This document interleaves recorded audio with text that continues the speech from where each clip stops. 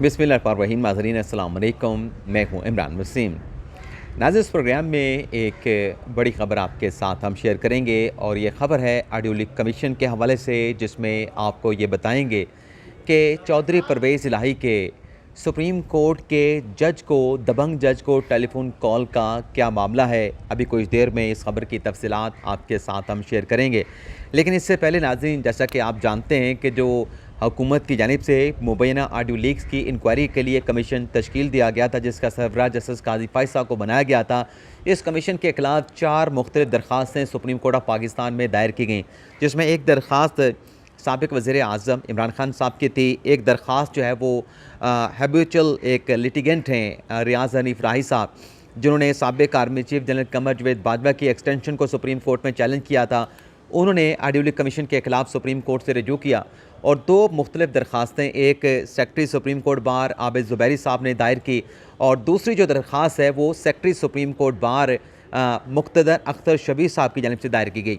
इन चारों दरख्वास्तों पर समाअत होने के बाद अदालत ने फ़ैसला महफूज कर लिया है। अभी तक ये फ़ैसला अनाउंस नहीं किया गया, लेकिन नाज़रीन ज़रा ये बता रहे हैं कि मुमकिन तौर पर फ़ैसला ये हो सकता है। अब ज़राए ने हमारे साथ इस फैसले के हवाले से जो इन्फॉर्मेशन शेयर की है वो आप नाज़रीन के साथ हम शेयर कर लेते हैं। एक तो नाज़रीन ज़रा ये बता रहे हैं कि सुप्रीम कोर्ट के तहरीरी हुक्मनामे में, जो कि ऑब्वियस नज़र आ रहा है कि ये जो जुडिशल कमीशन है, इसका जो नोटिफिकेशन है इसको सस्पेंड कर दिया जाएगा और सस्पेंड करने के बाद जो मुतलका फ़रीक़ैन इस केस के, जिसमें एक वफाकी हुकूमत है और वफाकी हुकूमत का जो मुतलका वजारत है, काबीना डिवीज़न, जिसने इस कमीशन की कॉन्स्टिट्यूशन का, इस कमीशन के क़याम का नोटिफिकेशन जारी किया था, उसको नोटिस जारी कर दिया जाएगा।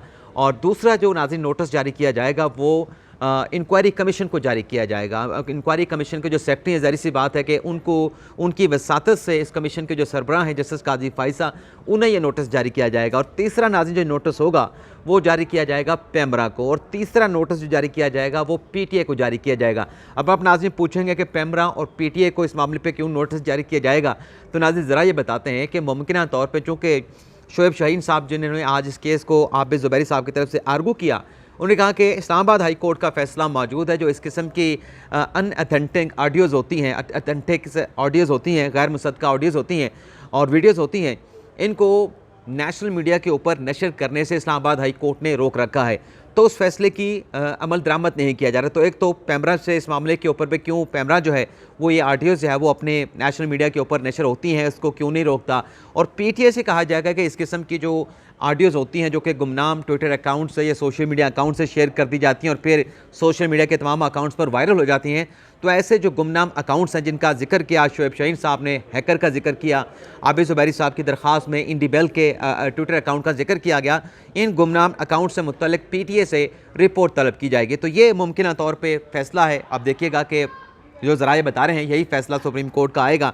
अब आ जाते हैं आज के अदालती प्रोसीडिंग पर भी थोड़ा सा डिस्कस कर लेते हैं। जैसे कि आज चीफ साहब ने कहा कि ये जो कमीशन बनाया गया है, दरअसल ये सुप्रीम कोर्ट के जजेस के माबैन शौरी तौर पे या लाशौरी तौर पे जजेस के माबैन जो है वो इख्तिलाफात पैदा करने की एक कोशिश है। अब सवाल नाज़रीन ये है कि जज साहबान के माबैन इख्तिलाफात पैदा करने की हुकूमत को कोशिश या कोई अटैम्प्ट करने की ज़रूरत क्या है।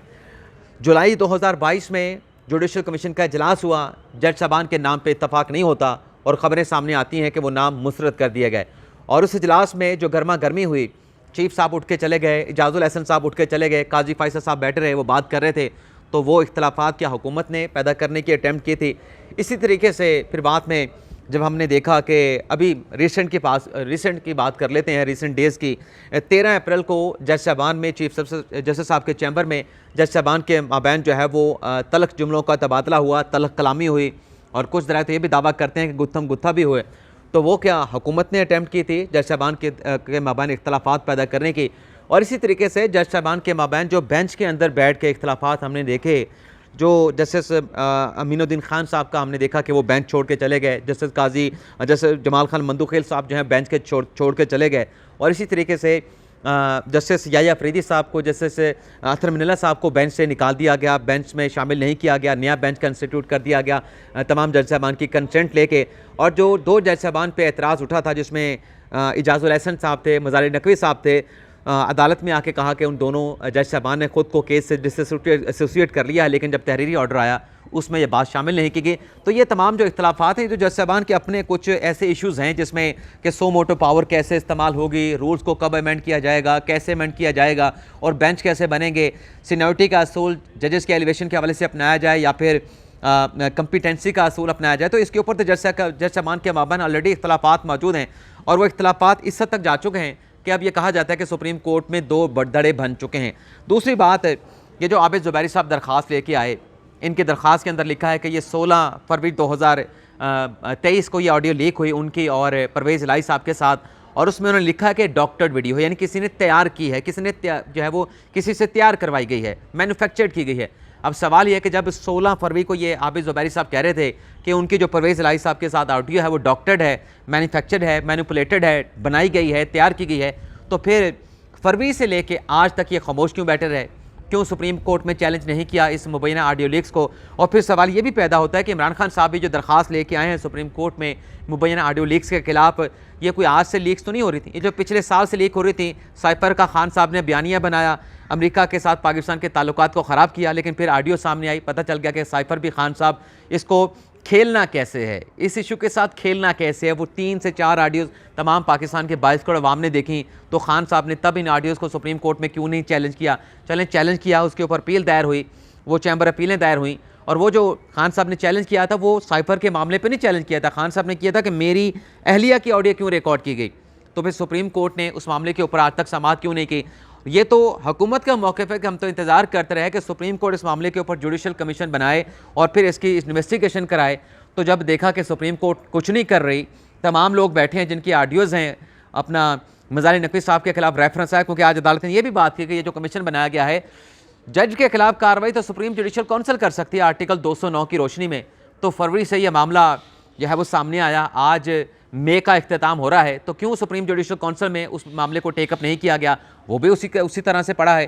तो आज अगर जुडिशल कमीशन बना है इस मामले के प्रोब के लिए, आपके अपनी अदालत के जज के नीचे बना है, आप कह रहे हैं कि हुकूमत ने कोशिश की है जजेस के माबैन इख्तलाफात पैदा करने की, तो इससे तासुर जाता है कि आपके जजेस के माबैन तो कोई इख्तलाफात नहीं, तो आप इसको कमीशन को ना रोकें, इस कमीशन को जो है वो कैरी ऑन करें कि ये कमीशन कार्रवाई करे। बीच में एक नुक्ता शामिल करवा दें कि इस बात का भी ये कमीशन जो है वो मुनासिब समझे तो जायज़ा ले कि आया कि ये जो ऑडियो वीडियो रिकॉर्डिंग है किसने की है, कैसे की है, इसका भी पता चलवा लें। क्या हो सकता है आपका जज बैठेगा, वो एक इम्पार्शल इंक्वायरी कर देगा, और वो जज जिसके अपने फ़ैसले बोलते हैं, वो जज जिसके फैज़ाबाद धरने केस का फ़ैसला जिस पे उसके खिलाफ रेफरेंस दायर आया, इसका मतलब है कि वो जज जो है वो कंप्रोमाइज़ नहीं होता, उसको कोई कंप्रोमाइज़ नहीं कर सकता। कोयटा हॉस्पिटल में जो बम ब्लास्ट हुआ, वकला के ऊपर जो अटैक हुआ, उससे मुतल्लिक भी उसकी कमीशन की रिपोर्ट मौजूद है, जो 2007 में जो हुआ, 7 में हुआ, 6 में हुआ, मई 2006 में जब चीफ जस्टिस जो है वो 7 में उधर गए थे कराची में, वहाँ पे जो पुरतशद्दुद मुजाहरे हुए, वहाँ पे वकला की शहादतें हुई, उस पर भी जस्टिस काजी फैसल साहब की जो कमीशन की रिपोर्ट है वो भी सब ने पढ़ी है कि बड़ी दबंग किस्म की उन्होंने रिपोर्ट लिखी थी। तो करने देते, लेकिन बहरहाल सुप्रीम कोर्ट का फैसला है, 5 रुकनी बेंच का फैसला है, और भी बहुत सारे सवालात हैं, लेकिन आज 7 बजे बोल्ड न्यूज़ में जाना है, वहाँ पर भी इस तमाम बातें करेंगे। आबिद ज़ुबैरी साहब भी हमारे साथ होंगे। लेकिन नाज़रीन, अब जो खबर आपके साथ हम शेयर करने जाने कि सुप्रीम कोर्ट का ये जो मुमकिन तौर पर फैसला है, ये फैसला आने से पहले नहीं मालूम आप नाज़रीन हमारे ये वीलॉग कब देख रहे होंगे, तब तक सुप्रीम कोर्ट का फैसला जो है वो भी हो सकता है कि जारी हो चुका हो। अब जुडिशल कमीशन ने जो ऑडियो लीक्स की तहकीकात के हवाले से कमीशन बनाया गया है, उस कमीशन ने इस 5 रुकनी बेंच का फैसला आने से पहले एक बड़ी अहम चीज़ को जो है वो पब्लिक कर दिया है, जो एक लिंक अटॉर्नी जनरल ऑफिस की वेबसाइट पे बनाया गया है। उस पर वो जो चीज़ है, आप उसे कमीशन का फैसला भी कह सकते हैं, ऑडियो लीक कमीशन का एक इकदाम भी कह सकते हैं, कि वो चीज़ उन्होंने वेबसाइट के ऊपर जारी कर दी है।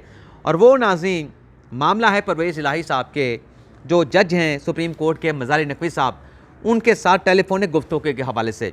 लेकिन ये जारी करने का मकसद क्या है? ऐसे मौके के ऊपर जब जुडिशल कमीशन के खिलाफ आई जो दरखास्तें हैं, उन पर फैसला महफूज हो चुका है, तो मेरी दानिश में कि ये क्यों जारी किया गया, इसका मकसद क्या हो सकता है, मैं ये जो कुछ चीज़ें हैं वो पढ़ के आप नाज़रीन की खिदमत में जो है वो पेश कर देता हूँ। एक और चीज़ भी आगे नाज़रीन में लगता है एक बड़ी ख़बर है, हमारे एक दोस्त ने शेयर कर दिया, वही पढ़ लेते हैं।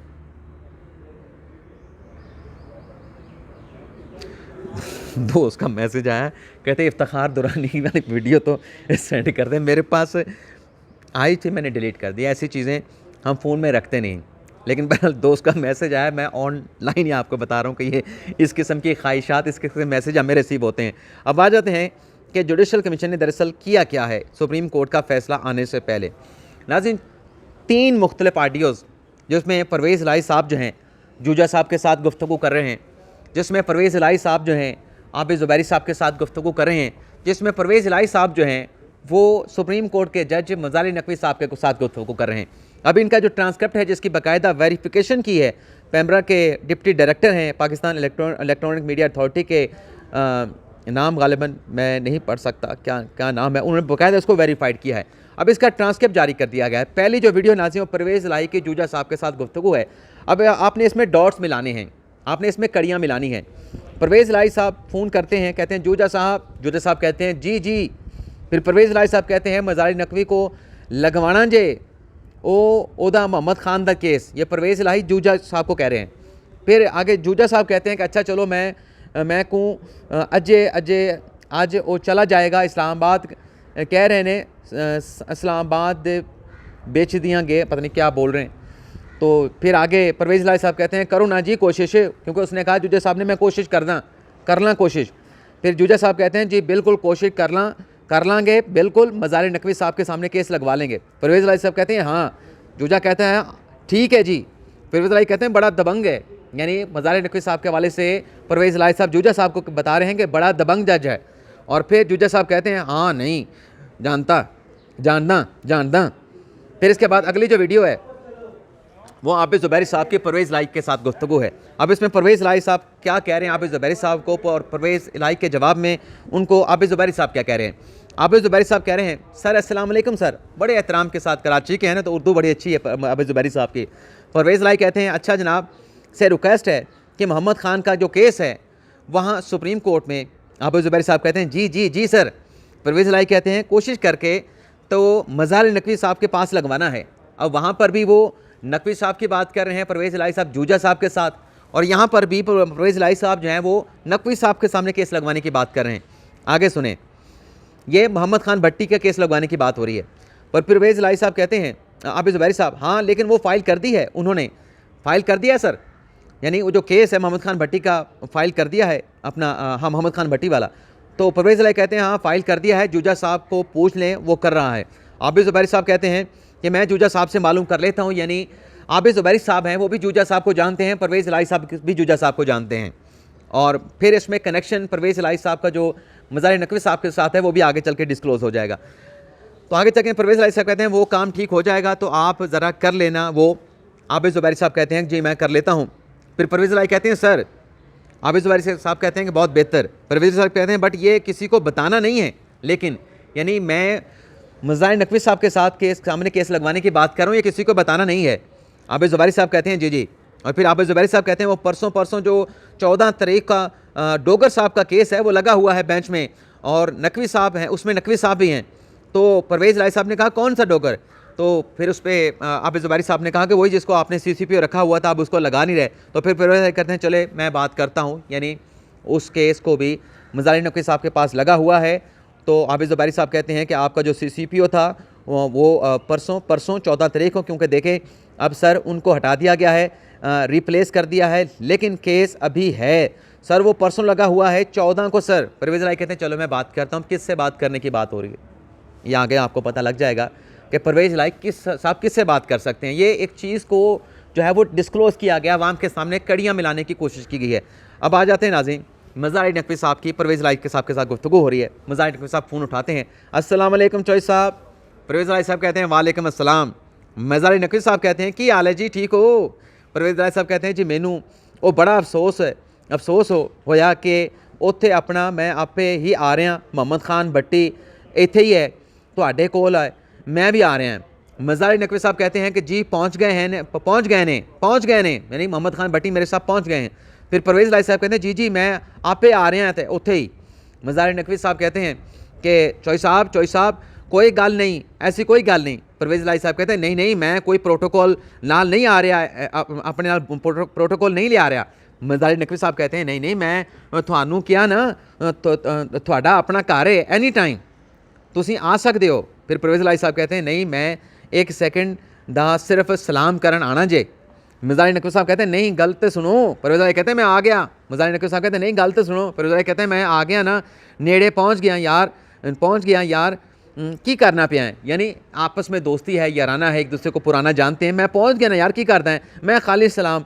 और फिर इसके बाद आगे तमाम वीडियोस का जिक्र किया गया। तो ये जो ऑडियो लीक हुई परवेज़ इलाही साहब की मिर्ज़ा अली नकवी साहब के साथ, जूजा साहब के साथ, आबिद ज़ुबैरी साहब के साथ, तो ये सुप्रीम कोर्ट के फ़ैसले से पहले मुबैना ऑडियो लीक कमीशन की जानिब से इसका ट्रांसक्रिप्ट जो है वो वेबसाइट के ऊपर जारी करना, ये बहुत सारी चीज़ों की अक्कासी और गमाज़ी करता है कि ये मामला फरवरी का था, फरवरी से तो किसी ने टेकअप नहीं किया। अब अगर हुकूमत ने जुडिशल कमीशन बना दिया है तो बड़ी तेज़ी के साथ दरख्वास्तें भी आईं, दायर भी हो गई, बेंच भी बन गया और मुमकिन तौर पर स्टे ऑर्डर भी जारी कर दिया गया। इजाज़त चाहते हैं नाज़रीन, अल्लाह हाफ़िज़।